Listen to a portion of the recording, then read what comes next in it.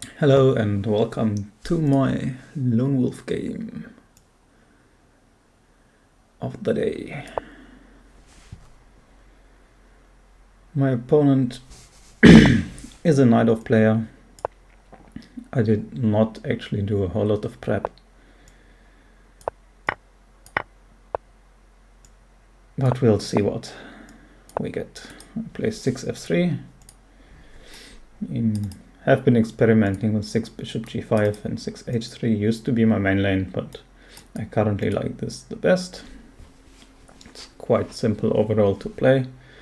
You just go bishop e3, queen d2, long castle, and push these pawns up the board, which, well, is not that hard to handle. If black goes e5 here, which he did not tend to do, he usually played e6. You go back with your knight to b3 and might even start some action on the queen side at some point, when your knight goes here and you start pushing, for example, the c4 pawn, which was not that natural to me when I started out playing this line, but since I've spent some time on the opening, it's not so difficult to handle anymore. He does go e6 as expected. I played my bishop e3. So far he played b5 directly, which is the most accurate move. But he has also had some game with knight c6 or bishop e7 or something, which I was mostly too lazy to look at. So I sort of hope he plays b5. We get the standard position, and then we'll see what happens, I guess. There isn't much to say at the moment since it's all theory. I am a bit surprised he's thinking, as obviously he has met the English attack before, and if he prepped at all, he should know that this is my main line currently, as I've played it pretty much exclusively in recent blitz games, etc. So he either did not prep at all, or he's just chilling a bit, getting into the groove, perhaps, I don't know, pouring himself a glass of water.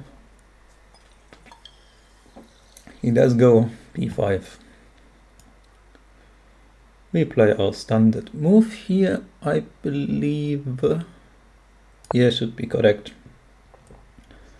And so far, in most games, he has played bishop b7 here, which my book calls not that great, since I instantly get to push g4. And we get it again. So far so good. The little bit of prep that I did work out. But from here, the issue is that black has 100 million moves, which are all not very good, but all also not terrible. And white just has to play his setup and then do some sort of semi-accurate punishment to whatever black chose to do. So for example, if knight c6 happens here, I'm supposed to take it, take back, and reroute my knight via e2 back to d4, gain a tempo on this bishop, which would be hanging on c6.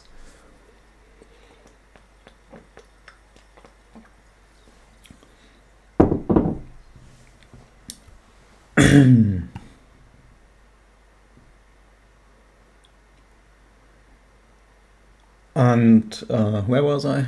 Yeah, okay, I bring my other knight to d4, gain a tempo. Also defends the f3 pawn again then, which is nice against, for example, knight e5 at some point. And then you just keep pushing the pawns on the king side. And black has the issue that he can't really keep his king in the center. But he also can't really castle short, because I will already have my pawns on like h5, g5, which is a bit of a threat.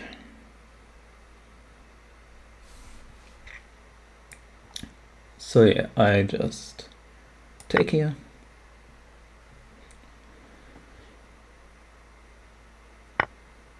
Castle long.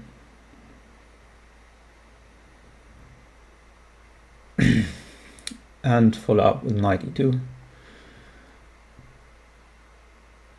And then yeah, you play the standard moves of the setup. King b1 at some point maybe, if required. Bishop e2 can be played, but I'm generally not a fan of it, because if like knight c4 happens, you always want to snap this off. So I try to keep my bishop on f1 if I can. And instead I just push these pawns up the board. And then you have to be on the lookout for some sort of sacrifices. For example, there will be quite often some opportunity to take on e6 with your knight that was rerouted to d4. There could also be the opportunity to go knight f5. And if black takes, just take back with the g-pawn, open up the g-file.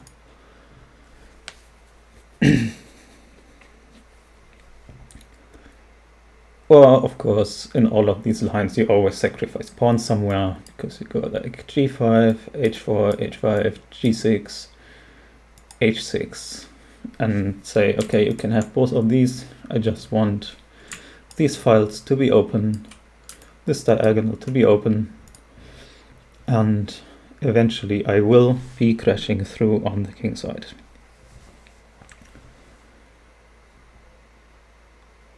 So yeah, I did very little prep for this, but luckily black repeats exactly the line which he has played so far in most of his games, which made the prep work pretty easy. Basically just looking at one line and getting lucky that exactly this line appears on the board. Here I have like castles g5, which I guess we're getting. And as said, I will reroute the knight to d4 next.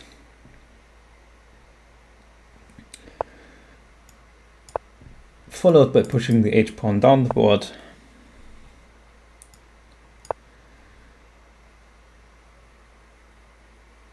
And yeah, the one move I looked at here was d5. Sort of trying to generate direct counterplay.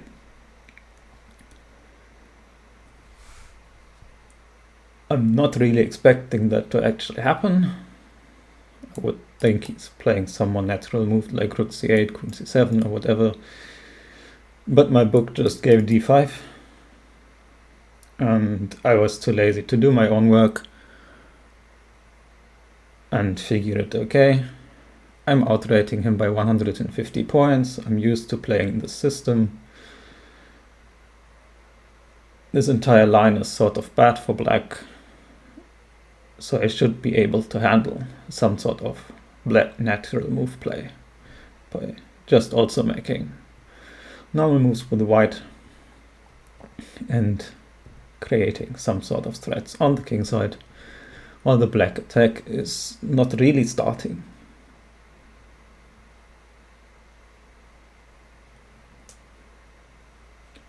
You can sometimes go bishop g2 in these lines,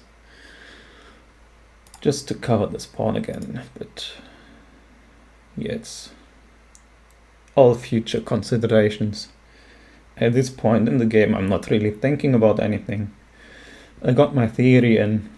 If he plays d5, I will get some more theory in, as I will just push the h5 pawn, and d takes e4 is already a slight mistake. d5 does happen. This is a surprise to me, but, well, not an unwelcome one. I'm always happy if I don't have to think and can just repeat whatever I practiced before. Knight e5 and d takes e5 were the two moves here, which I had to look at before the game. And yeah, I suppose one of these is gonna happen because they are, sorry, d takes e4, one of these is gonna happen, because frankly, why would you play d5 if not to do one of these? In both cases, you mostly just push these pawns and then have to figure out a win somewhere.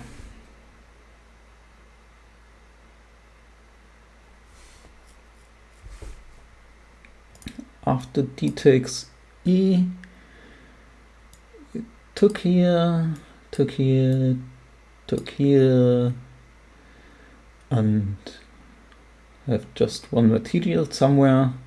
There was some sort of trick where if white goes bishop d5, you can take with the rook back. And it's good.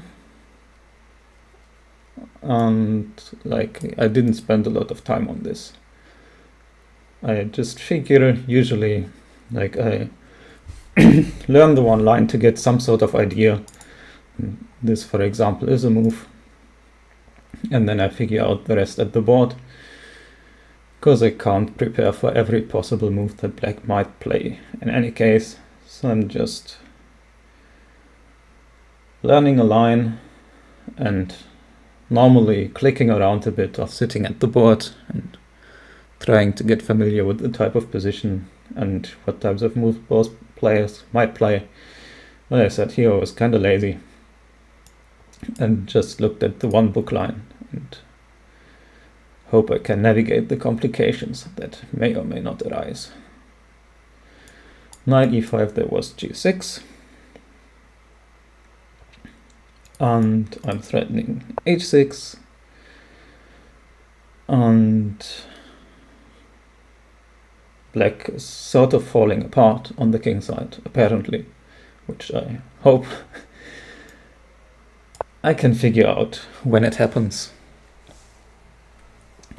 But so far he is mostly just playing the main line of the one line that I have looked at, which allows me to have 36 minutes on the clock at move 17, which is like 6 minutes more than I had when I started, while talking and without any thinking, which is quite nice.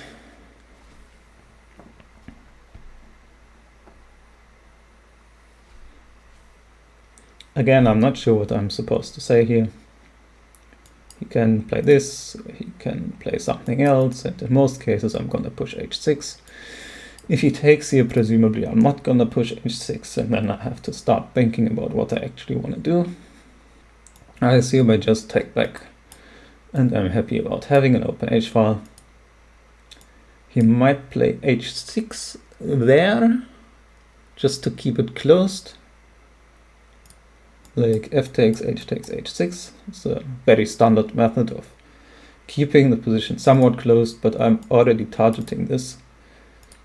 So I might be able to just take, but I might also not be able to just take. The issue here is he takes, I take back, he plays h6, I sacrifice, he takes back, I take with my queen on h6, I have my queen here, and this bishop is gone. And the issue is always in these types of positions that there will be bishop g5 check. And I am dropping a queen. So I assume I'm not directly taking on h6. If that happens, maybe I have to play king b1 first. Just stepping out of the check and telling black he doesn't really have a move. But usually I figure this stuff out when it does happen on the board, because I'm too lazy to think on my opponent's time. I would rather, I don't know, browse Discord or something. During an over-the-board game, I would currently be walking around and like every 2 minutes or something look back whether my opponent has moved. I could do that here, walk through my room, but it's a bit too dull. So instead I'm just sitting and talking, I suppose. What is there to say about this position? It's supposed to be pretty bad for black. Presumably the computer can hold it, because like there didn't happen anything horrific yet. But black is not a computer, and black is not familiar with this position, as he has already spent over 5 minutes getting here. So this was most definitely not his preparation. And I assume he's a bit concerned at this point, because I'm blitzing out all of my moves. And, well, sort of having a big advantage right out of the opening. And like, not just an objective advantage where the computer will say plus 0.6, plus 0.8, whatever type deal. I haven't actually computer checked this, so I have zero idea what the computer says here. Just assumptions. But mostly it's a practical advantage, where white is starting a mating attack, threatening sacrifices even though they don't currently work, potentially sacrificing. Here is an option at some point, like if you take with the f-pawn, as I just noticed, because I'm not very good at this game. If you take with the f-pawn, I can just take on e6 and whoops, collect at minimum in exchange, which is useful. So f takes isn't actually really a move. H takes, I might be able to just go h6 and force the h file open this time around. So I have clearly an ongoing mating attack with my pieces, all aiming in the vague direction and having pawns on h5, g6, which is very, very tough to defend. And normally in these types of positions, the goal is to just never defend. The first one to defend usually loses. Instead, it's much better if you also have your pawns on b3 and a3, and the rook on c8, and the queen on c7, and whatever this rook might give mate on a1. You get the idea. Instead of defending, black would really, really, really like to be able to just counter checkmate me, but black's play has not even started yet, while mine is running at full throttle. Tellerwascher decides to take on e4 now, at least complicate matters a bit, as he is breaking open the center. So now I have something to think about, and I guess I'm not talking too much while I'm thinking, because it distracts myself. So maybe I should have put on some background music or something. But yeah, let me think about what is going on here. Knight takes e6 is the first obvious move,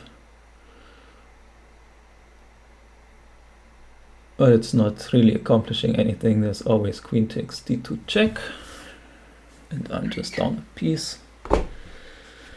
Can take back on e4, but bishop takes e4 becomes annoying.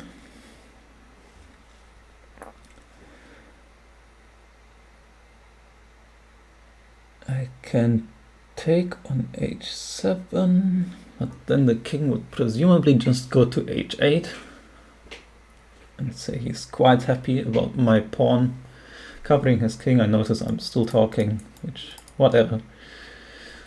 Let's keep talking, I guess. So my main idea in this position at this moment would be to push h6, just ignore what's going on in the center. If knight takes f3, I can take back with my knight.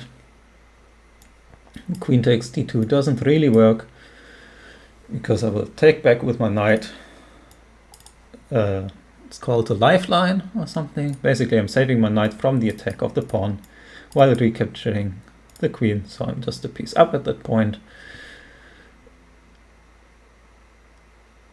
if he instead takes with the pawn, then I have at least one move time, and assume that I can take on h7 with check. King takes or king h8, doesn't matter. Then I take on g7 with check. And then there is this attack on my queen, and nothing else is going on. Black is in check. These pawns have exploded, so he's in a huge danger of getting mated, and they can play queen h2 or something to attack his queen, while at the same time threatening mate somewhere down here, which presumably means a black downfall. So if I play h6, he might be able to take with the pawn on f3 instead, but actually I think we just get the same picture. I take here with check, I take here with check. I can move my queen out of the way if I so desire. And there is gonna be a checkmate somewhere, which means I assume this isn't actually threatening anything whatsoever. Instead, after h6, say, black goes knight takes g6, attempting to at least keep something closed. I take on g7. He can't really take with his king back because there is bishop h6 check. Although he might be able to go down, and we have the same issue that if I take here, he plays bishop g5. Okay, that's absolutely not a problem because I have f4 to block. So this guy would be gone. He plays bishop g5. I push this pawn, and this time I'm not losing my pieces. h6, gh6, I just take here with check. Do I take that with check, or do I just take on h6 with my rook? Everything is possible. For now, I think I have reasonably established that I'm not too concerned about anything that black is doing. It's not really threatening anything. They should be concerned about this will always be answered with knight f3, which, well, means I don't have a problem, and he's free to take another pawn and give me like more tempi to wreck his kingside. While I also don't see any other great threats. Queen a5, which is an issue sometimes. Targeting a2 isn't even available here because my own queen covers it. Bishop c5 attacking the knight is sort of legal, but the knight is defended 3 times, so again it's not something I really have to react to. Which all in all means that I'm pretty sure h6 works, and I'm too lazy to calculate this move by move, every possibility, whatever. Main question is whether I have a great alternative. For example, I could take on h7 first to avoid this knight g6 stuff. The issue there is he always has king h8, and after I push my next pawn to h6, this time he can defend with g6, which is sort of unpleasant to do. It's not what you dream of, but white now has 2 white pawns on the h-file, clogging it up and actually safeguarding the black king, as I'm not really getting on these weakened dark squares. So I assume I will not do that and instead play the most natural move in the position. Just push my pawn to h6, which was the plan in every line anyway. And now basically just wait for the black reaction and see what I should be doing in reply. I spent a bit of time here, but as I'm out of book after d takes e4, it's normal to take a breather, calm down a bit from the blitzing pace of being in prep, and just getting a good look at the position. to figure out what is going on, whether h6 doesn't just blunder my queen or something, and move on afterwards. I still have a huge time edge, and hopefully still have a huge positional edge. So it's quite fine to take the 5-minute timeout to figure out what's going on the board. I'm threatening a bunch of stuff. Black isn't really threatening anything. I assume knight takes g6 is the only move that really makes sense.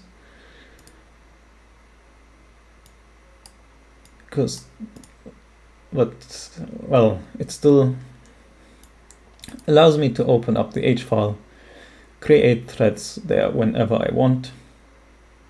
For example, rather direct is knight takes h6, say rook e8 and queen h2. When I'm threatening queen h7, which is going to be made somewhere sometime, and at the same time threatening something like knight takes e6, as I've also uncovered the d file of my rook onto the black queen. So black has no real time to react to anything, as these are very different threads which can't be covered in one move. So actually this position might already be completely winning. Wouldn't surprise me. It is something I get quite a lot. When you do go on opening3.com, learn what the opponent plays, and have some good opening books which you study a tiny bit on the specific line that the opponent is likely to play before the game, while also being familiar with the opening as a whole and having some sort of idea how to punish black if he deviates from the book. You often get this type of thing where you are pretty much winning right out of the opening around move 15 to 20. I have built half my chess career on this, and as it works, I shall continue doing so, even if the big coaches tell us that opening work is a waste of time and never does anything, and one should spend time on endings instead, and whatnot else. As I never reach an ending if I mate on move 25, I don't need to study endings. Beautiful.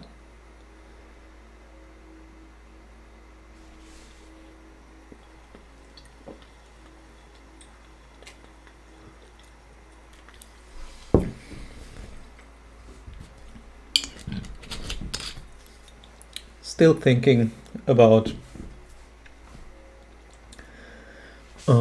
what I'm... Okay, that was a lie. I'm not actually thinking about anything. I'm just looking at the position, soaking it in, enjoying it, and pretty much waiting for black to make a move without really considering anything.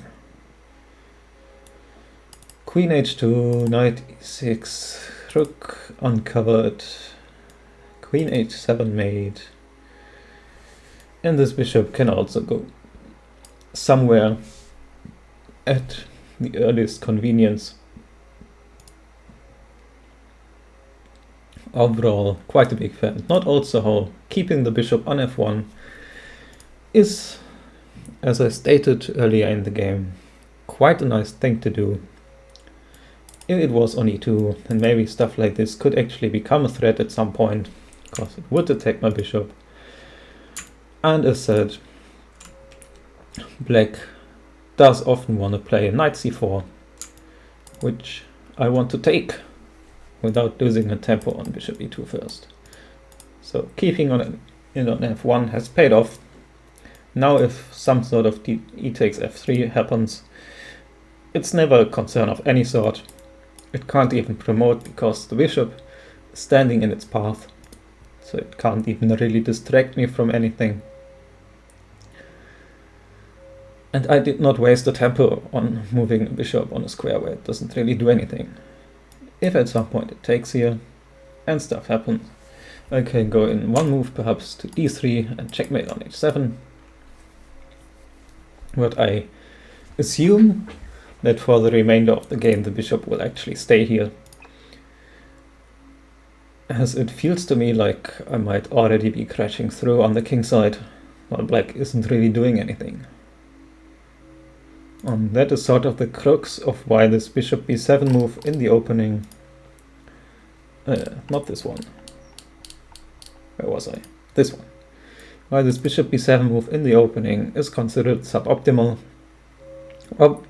Obviously it looks very natural to develop the bishop there with, well, it's just the most natural square for the bishop to go to. But the issue is the bishop doesn't actually do a lot there, as it's just staring at the long pawn chain. And even if you get this d5, d takes e, maybe e takes f3 stuff in, it's not something that white has to be too concerned with. Which in turn means this is essentially a waste of tempo, and these sort of things will end up also being wastes of tempo. So we have on the board an extremely sharp Najdorf position where black is developing the wrong wing. Should be more bothered about getting his king side into play, where the attack on the queen side that he wants to start, for example with queen c7 to rook c8, isn't too much sped up by this, and the bishop is sort of aiming at the wrong side. And where was I? Yeah, basically it's a normal developing move to play, of course, but there are more pressing matters that black should be attending to in this position. In general, all these e6 lines I'm not a big fan of. Always feel like white has a much easier time playing this position. I would recommend aspiring Najdorf players to answer f3 with e5 and probably look into the lines with h5 early on, where black might even refuse to castle entirely, which makes attacking the black king a lot harder when you are unsure what the destination of it will be. As if I park all my pieces in the center and sacrifice something on d6 to open it up or something, black might still then say, okay, I castled short after all, and then I'm just a piece down with my attacking pieces misplaced, which in turn means I can't really do that, and instead have to play more calm and collected, which gives black more time to develop his pieces to good squares after e5. For example, bishop e6 is a super good square, much better than this bishop b7 business, as the bishop from e6 controls both wings, fulfills some defensive duty, plucks the soul on d5, and is also eyeing the pawn on a2 to create some sort of queenside attack. While in the positions after e6, the bishop doesn't really have a good square. You can go like here, but you want to play b5, which then would just block your bishop. And this bishop b7 stuff, as said, stares at a quite solid pawn chain, is rarely going to be too effective.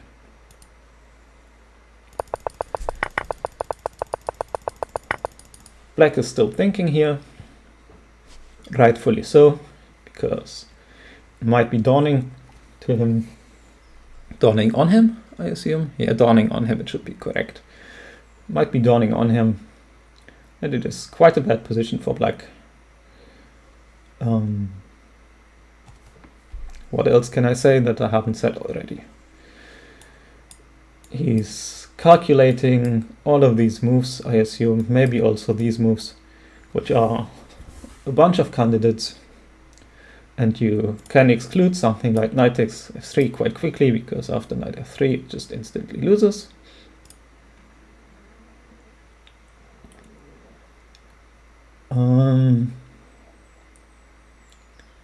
But everything else isn't so easy to reject, and it's not impossible either that this position isn't quite lost yet, just very difficult to defend. So there's basically one saving resource left, which you then would have to find. So you spent a lot of time calculating here. I'm very bad at thinking during my opponent's turn, a good chess player would now also calculate all of these moves and then basically instantly reply with a white move after black has decided on something, as you have already calculated during the opponent's time. I recommend doing this. I'm just awful at it and basically don't even try to. Maybe I should try to. Let's say h takes g6. I don't want to push the pawn because king h8 again. This is a sort of solid setup. Always a thing to remember that the king is quite safe behind an opponent's pawn, as I can't sacrifice on h7 if there's a white pawn there. So after hc, I open up the h-file by playing hg myself, except on g7 instead of g6. That does come with tempo, as the rook is hanging, which is quite nice. After both rook e8 and king takes g7, I assume I'm gonna play queen h2, which for one threatens some sort of mate incoming, and for two threatens some sort of knight e6, also just winning. So I assume the critical variation would be king g7, and if I now go queen h2, there might be rook h8, but I just noticed that this also hangs the knight on e5 with check. So basically this is entirely unplayable. I have too many threats.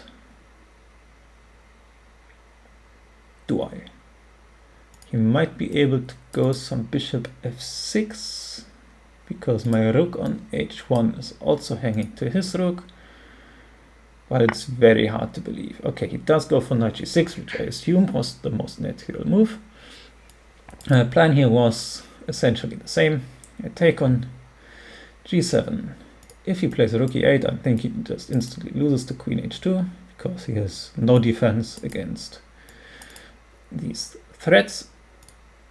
So I assume he has to play king takes g7. But now it's actually sort of a downside for him that the h-file is not open, because again I play queen h2, threaten queen h6 check, which is gonna mate, perhaps followed up with queen h7 or queen here or bishop here. Something is gonna happen there. I don't really have to calculate this. And this time rook h8 doesn't actually accomplish too much, because my queen isn't attacked, because his own pawn is blocking it. So perhaps hc was better? I'm not sure. Maybe just everything is losing. It's not the biggest deal. Do I have any candidate move other than hg?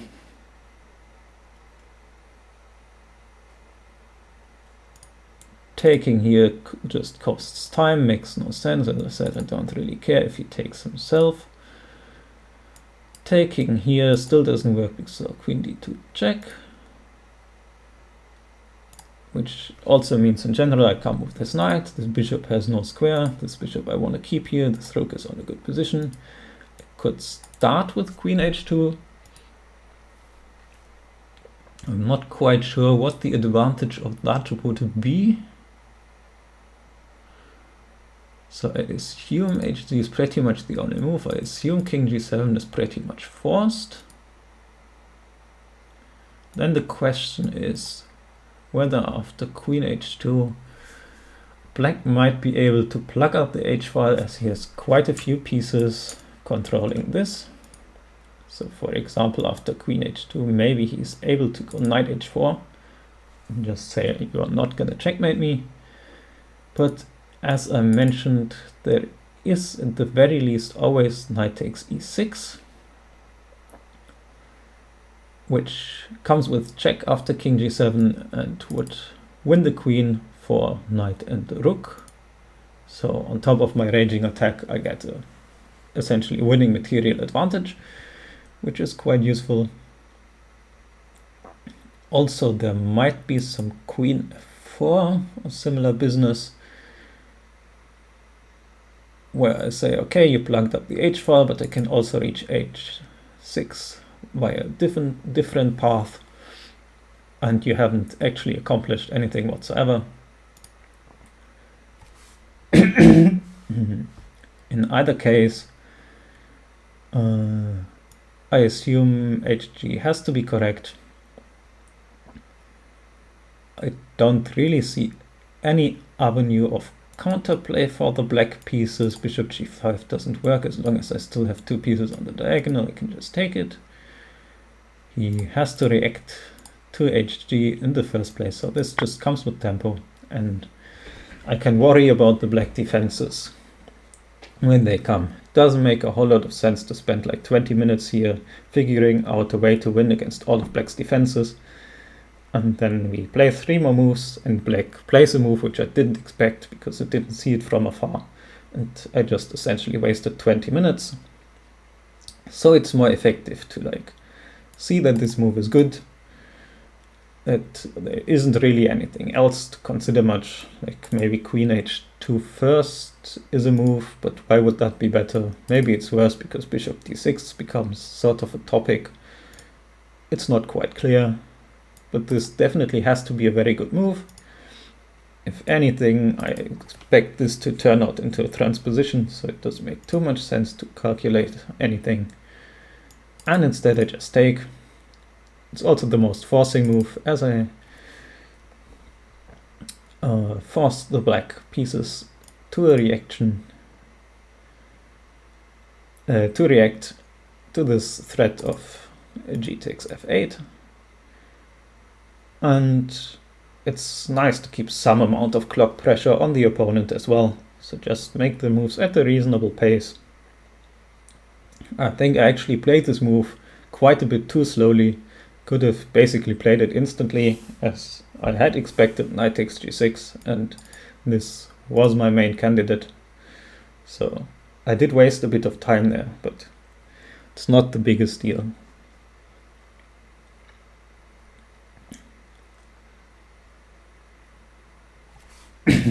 Again, I'm not sure what to say. I said most of the bits. This bishop isn't really doing anything. This rook isn't really doing anything. The queen is most of all weak, as it sits on the d file still. And this king is under serious pressure. While I have most of my pieces operating towards the opponent's king. This rook on d1 attacks the queen instead, which is also nice. And this is basically my only poor piece, but it doesn't have a square to go to on the board basically anywhere. So at least I didn't waste the tempo putting it to place. Like if it was instead of on e2, as said, it might actually be worse than on f1. Would also block this queen road, so not having moved this is quite useful. And of course, most of all, my king is completely safe as black has 0 attackers around it. Nothing targeting it at all. So I should have a very significant advantage here if I'm not already winning.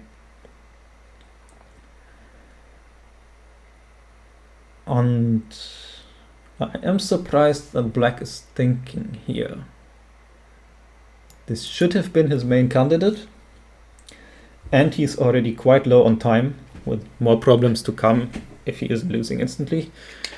So if he spends a bunch of time calculating, rightfully so, whatever he spent 10 minutes or whatever, before he goes knight takes g6, he should have a reply ready to hg. I can afford not having one ready because I'm the one on the attack with a huge time edge and whatever. But black at this point really should have played his reply to hg instantly.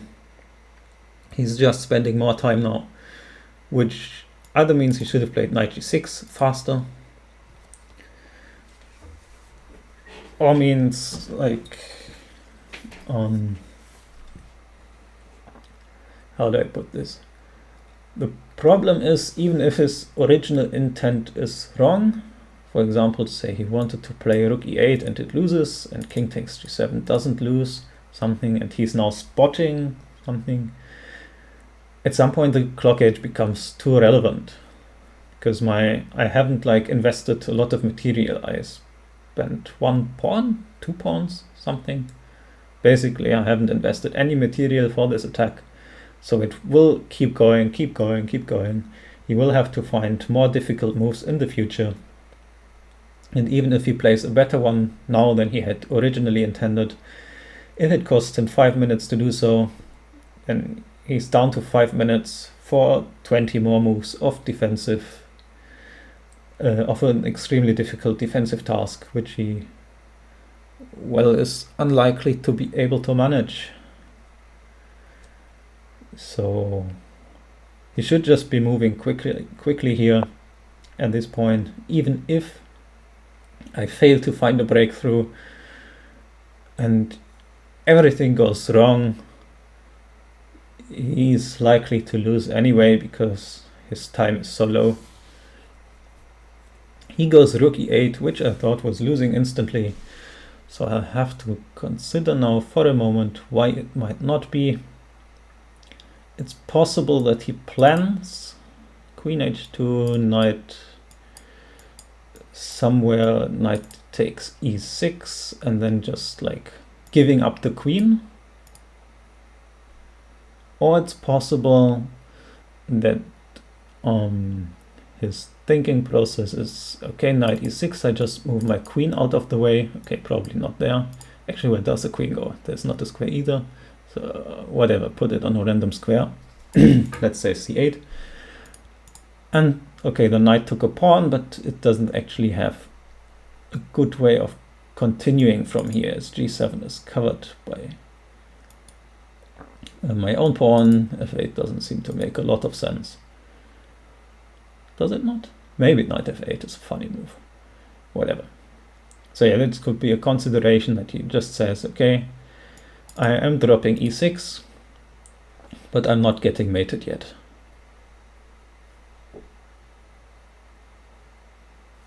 However, after queen h2, I would always at least have knight c7, picking up the exchange here, which is its own issue, I suppose. And he cannot take knight takes f3 anymore because there's always queen takes h7. So I think at minimum I'm winning an exchange here, so I don't really see what black would be doing after queen h2. He has to defend against queen takes h7, and the only two moves which really accomplish that are knight h4, bishop h4, after both of which at minimum have knight takes e6, might also have more. But knight takes e6 is definitely a move here. And after knight e6, I do think likely his best move is to take the knight, give up the queen for the rook, and pretend he's not still getting mated while now being down material. Well, it's a bit of a stretch. In any case, I don't really see what black is doing, and I don't see anything better than queen h2. The more forcing moves like rook h7 seem a bit too much. Knight can't currently move, so I'm just playing this.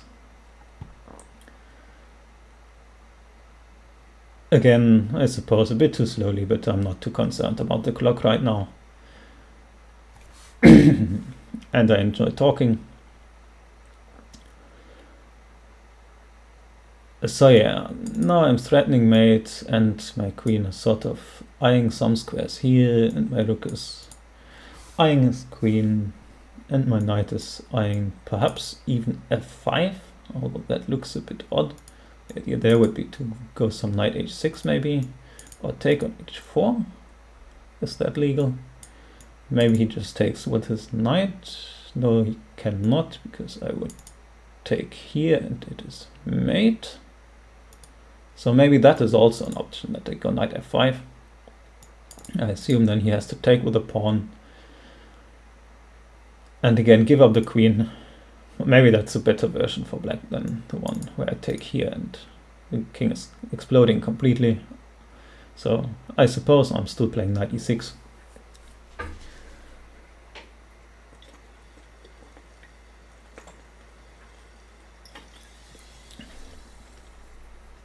Again, we come back to the point that I iterated earlier. Queen h2 is like the most obvious move in the position. I planned this like 10 moves ago, basically.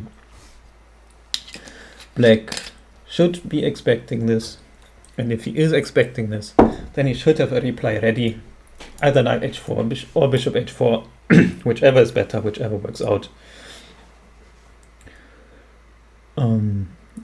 And just play it. Because again, he's spending time, and he does not have the time to spend. Which means that even if I completely misplaying my attack, somehow end up not crashing through,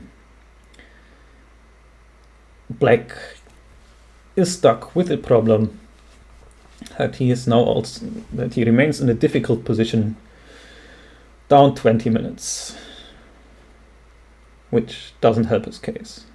At least if he's moving quickly, he can put some amount of pressure on me, like clock pressure at that point, or perhaps bait me into moving too quickly, or at least has enough time on his clock to solve future issues, while if he spends time early on, that will be missing later. I say all this and that my clock really should be reading 28 minutes or something right now. Do I play knight takes e6? Is there a threat after I take on e6? He moves his queen out of the way.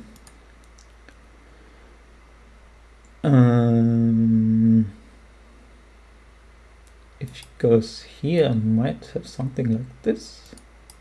Who knows? Who cares? I should just be making moves.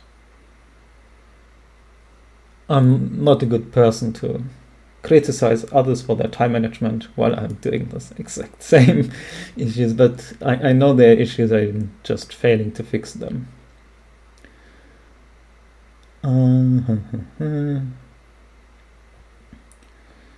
I said that I would at minimum have knight c7 always. Now I'm considering whether e takes f3 becomes an issue after knight takes queen e7, knight c7, e takes f3, as he is threatening to take on e3 with check. And I assume it's not an issue because I can just move my bishop basically anywhere and I'm happy. But at the same time, I'm winning a goofy exchange, which I don't care too much about. I want to checkmate. Can't I just checkmate?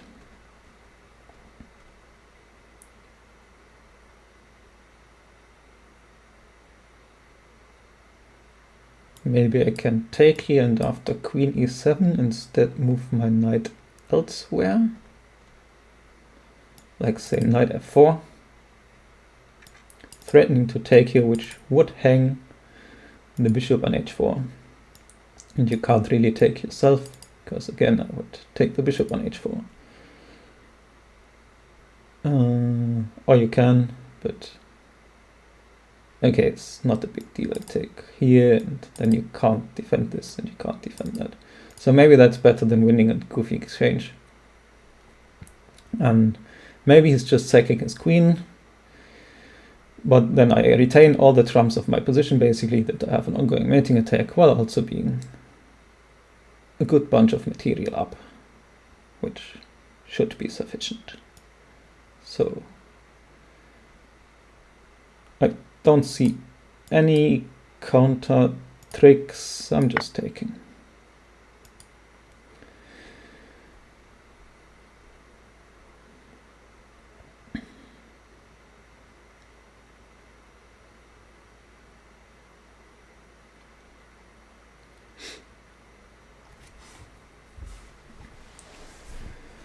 There are 6 spectators.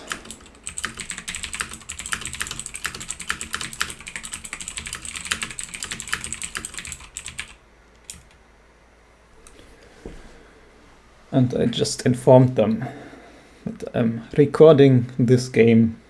So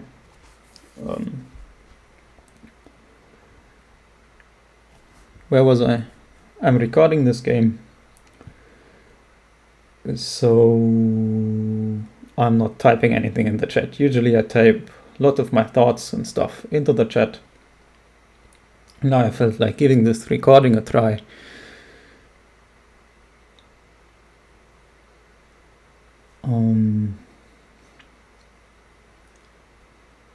And seeing what's happening.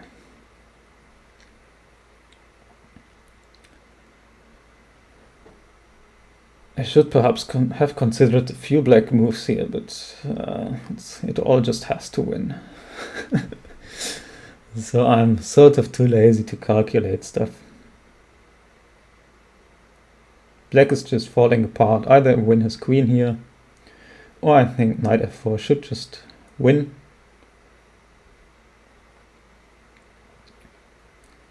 Again, after knight f4, maybe he has e takes f3, and the bishop on e3 is hanging.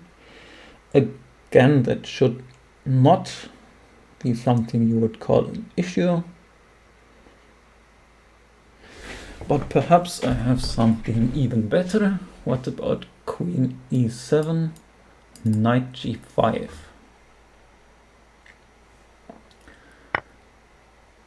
He does sacrifice his queen. Fair enough. Good thing I didn't spend too long calculating, and instead can just pick up my material. How do we continue?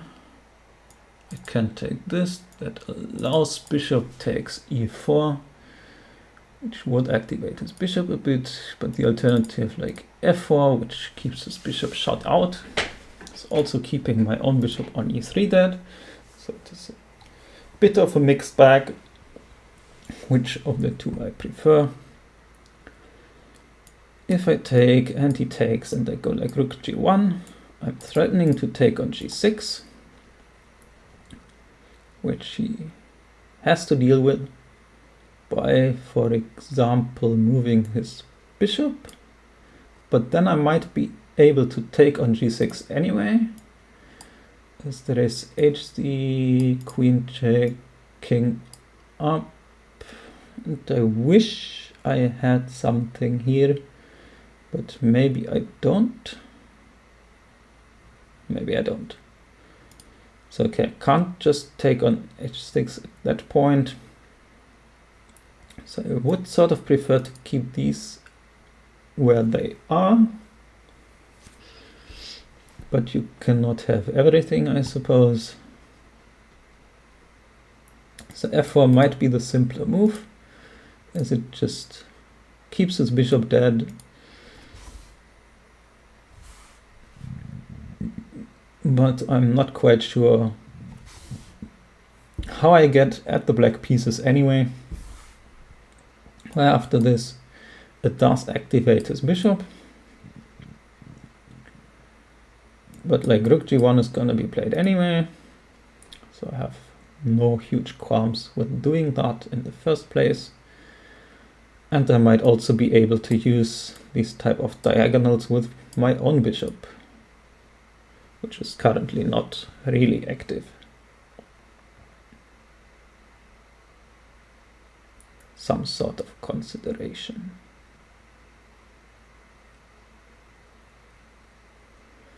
Does black ever have any sort of threats? I don't really believe so. Like he has to react to rook g1 with something. Then I might go bishop e2, and this pawn effectively covers both my bishops from an eventual attack of the rook.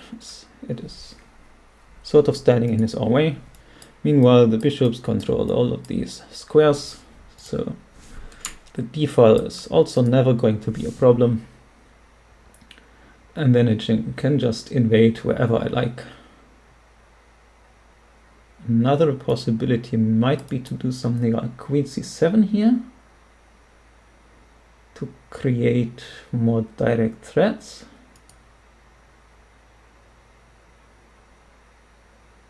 forcing bishop d5 sort of.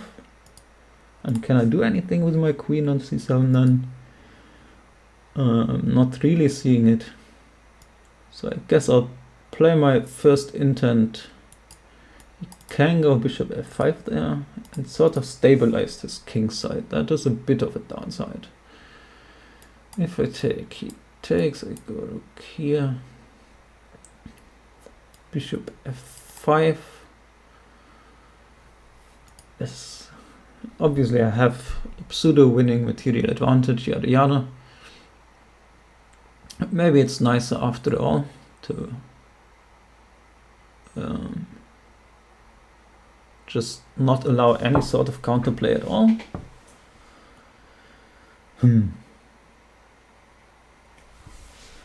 After f5, f4, sorry, I might be threatening bishop e2, bishop h5.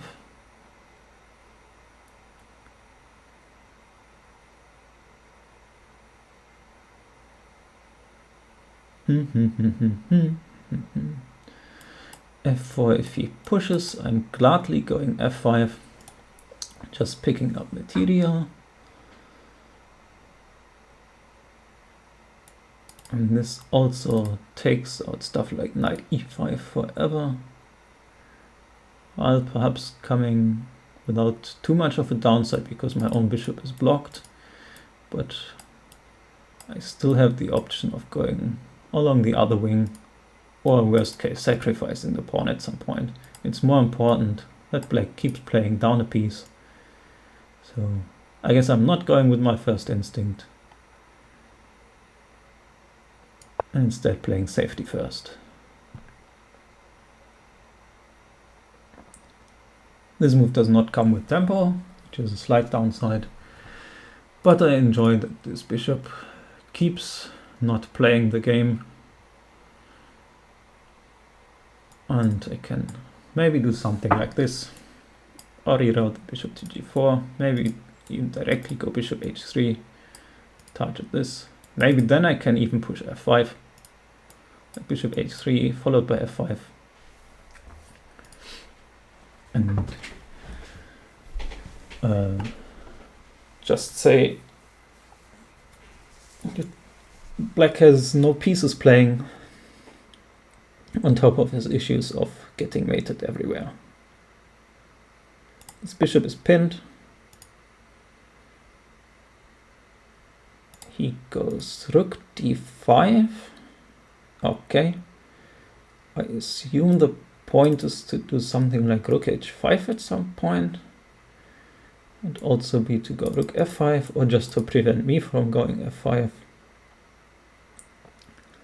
Many possibilities here. Now I might be starting to threaten what I spoke about previously though. Say I play bishop e2 and just get another free move and go rook g1, and he goes like bishop f6 back, and I take, he takes, I give a check, he goes out, and I take his rook.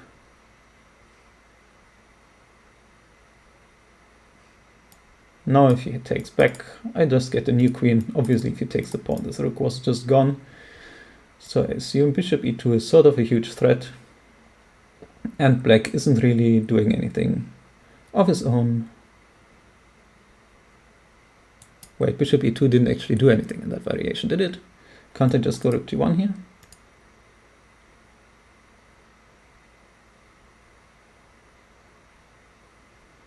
I go rook g1, and he might double on the d file.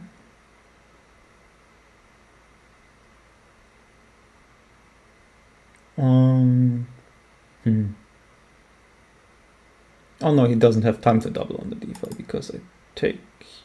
Oh, then he's threatening mate, so he does have time to double on the d file.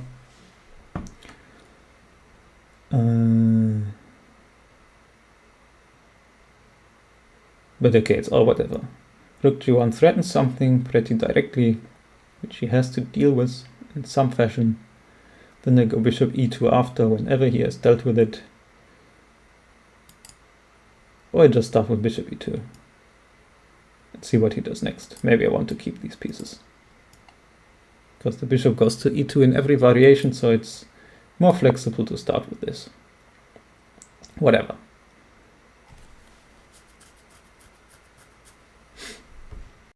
Stops rook h5, which I sort of didn't like bishop e2 for, because if I go rook g1, maybe he does something like this, and I can push him away afterwards, but playing for tricks is not my chess. Just put my pieces on good squares. Everything is safeguarded on my own king now.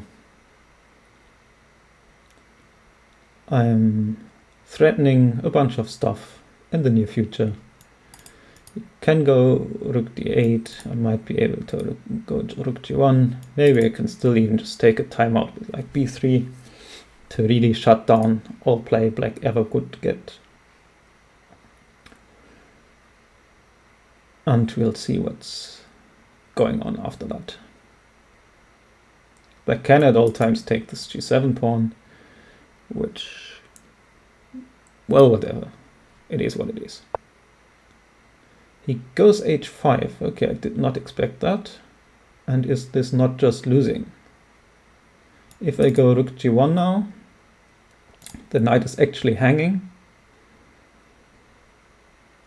And okay, he can defend it with like king takes g7, but then I can take it anyway and take here. And in the case of king takes g7, okay, the knight would even be pinned. So I'm just taking on h4 there. So after rook g1, he would have to defend this knight while also defending this bishop. And I don't see how that would ever come to pass. So I assume this just wins the game.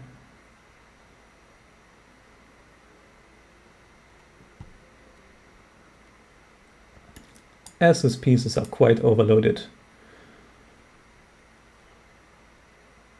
So I believe I'm just picking up another piece here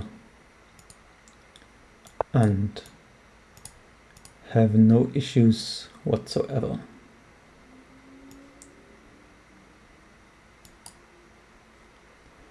Take the knight, king takes, I take here, then I have an extra bishop with threats to come. Yeah, good enough.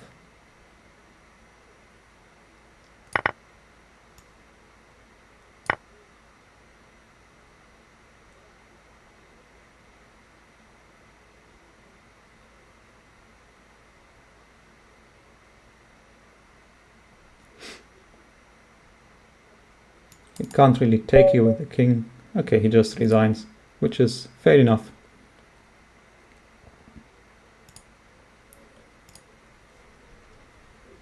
And yeah, that was that. Did someone write anything in the chat? Arden wrote that he likes 18h6, and there were a bunch of lines, but yeah, okay, things happen. I don't have much to say word-wise. I assume this game was relatively perfect if I didn't blunder something big somewhere in the middle. For some reason the stockfish analysis does not appear to be starting.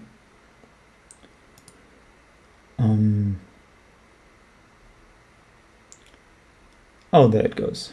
Okay, let's check whether I could have done something better somewhere.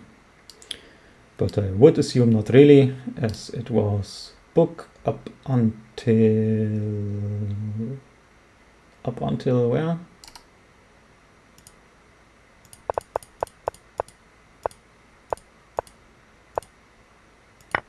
Book up until here, after which h6 is clearly the move to play. Computer at low depth likes f4. Okay, but now h6 has passed it. Thank God. I'm not a fan of f4. Bishop h4. Knight takes e6 was a horrendous blunder. And instead I should have played bishop e2. Didn't I spend a lot of time saying that I don't want to play this move? Yeah, I still don't want to play this move. Playing anything else I'm on board with, I'm not playing bishop e2. f4 is fine. Knight f4 is apparently also fine. So yeah, f4, I guess, is my move if knight takes e6 is a blunder, which I assume it is, because Stockfish tends to not be wrong about these types of things. And the point is that he has queen a5 now, which I missed because it was never moved earlier, as I had mentioned somewhere during the recording, that I'm not concerned about this. Because there will be, because the queen is covering a5, but now I had moved it away, so he has queen a5 here. And that moves the queen out of the path, attacks a2. My knight is now sort of hanging in the air, and this sort of stuff isn't really hanging because I don't have time to do something like this in this circumstance, as suddenly I am in trouble. So okay, that was a huge mistake. Queen a5 is a bit of a crush, which I missed. Sad life. I'm not good at this tactic stuff and considering opponents move stuff and that stuff. But okay, as I said, like by the nature of him spending so much time early on, I don't know if you can, here you can read the clock, it's a bit tiny on the analysis board, but he has 4 minutes here, and after knight takes e6 to find the correct move is quite tough. Although apparently queen e7 and queen f6 are also still way better than, like, if I just don't go for these tricks and instead go f4. So okay, this was too concrete in a position which did not require any concrete play. In hindsight, I always understand this quite easily, but okay, sometimes it works, sometimes it doesn't, so the guidelines don't really work. Like, if it works, it's the good move. If it doesn't work, then why did I play this? I could just have played f4 and waited, essentially. Now if he develops his queen somewhere, now I can go bishop e2, as there's never any issue on this. And then I can bring the other rook to g1 if I like, play bishop h5, whatever. And just maximize my attacking potential, rather than trying to cash in too early. Fair enough. I shall try to get better at this. It is a consistent issue of mine that I try to cash in too early in positions which don't require it. But I am afraid of missing my chances. So I should, instead of considering replies to knight takes e6, perhaps it makes more sense to consider what could black do if I don't play knight takes e6. And once I have come to the conclusion that black does not really have a defense, like if I take a timeout with something like f4 or king b1 maybe, okay, here there is a defense in the form of e5, whatever, you get the idea. Once I get the conclusion that black doesn't really have a defense, if I just maximize my attacking potential first, and worry about knight takes e6 or whatever later, maybe then I'm not running into these blunders, because f4 can't be a blunder stuff. Something else was an inaccuracy. Knight e2. Okay, this was still books, so Stockfish is stupid. I do not believe you. g5 is also fine. Book said g5 is perfectly valid. But as you see here, the master database gives knight e2 as the main move. Although the score is quite poor, actually, which I don't like, while g5 is overwhelming. But okay, it's a very small sample size. Whatever you want to make of that. I trust my book generally, unless I stumbled somewhere and don't trust it anymore. But I would not call this game a stumble. It was basically one mistake by me to attempt the tactics before I was ready for tactics, as I hadn't safeguarded my king and still have my own some sort of issues in places. So that should have been avoided, and everything else sort of played itself.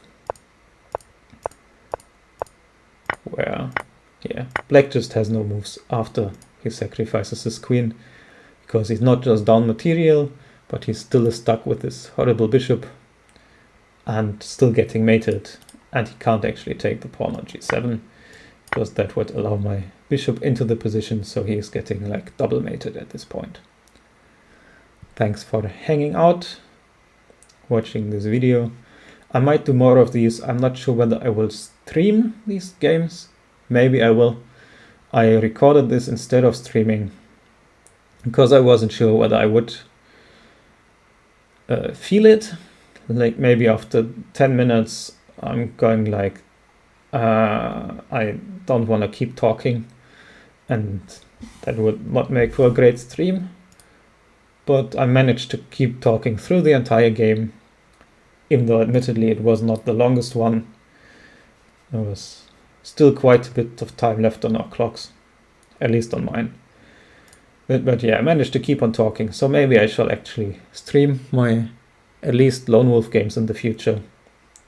Team League might be too long, and 90+30 is most definitely too long. I'm generally going for a walk in the middle of those games instead of just sitting at my PC. But Lone Wolf seems to be quite manageable, so perhaps I shall be doing some more of these. Thanks again, and see you around. Join the chess launch. Goodbye.